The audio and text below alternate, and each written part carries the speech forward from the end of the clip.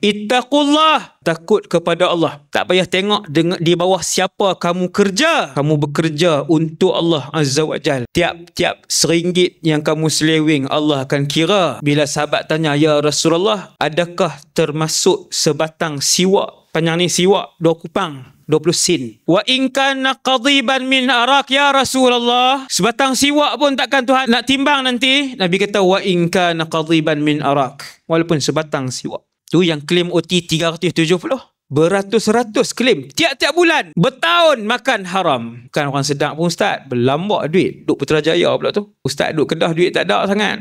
Kami duk sini kami melihat kemewahan Ustaz. Kami melihat kemewahan. Kemewahan siapa? Semua akan ditimbang.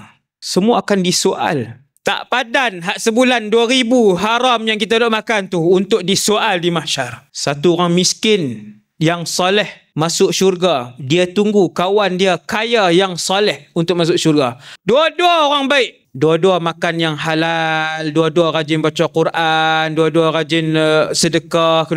Seorang miskin, seorang kaya. Selepas satu tempoh, kita masuk syurga tak sama tarikh. Wallahualam. Saya pun tak tahu nasib saya macam mana. Si miskin ni masuk syurga, lepas satu tempoh dia nampak kawan dia masuk. Dia kata, aku ingat kamu sudah ke neraka. Sebab apa? Si miskin ni kata, sebab aku sudah mendahului kamu 500 tahun masuk ke dalam syurga. Itu harta halal tau. Bukan OT yang dibuat-buat. Itu harta halal. Masuk lambat. Kalau haram,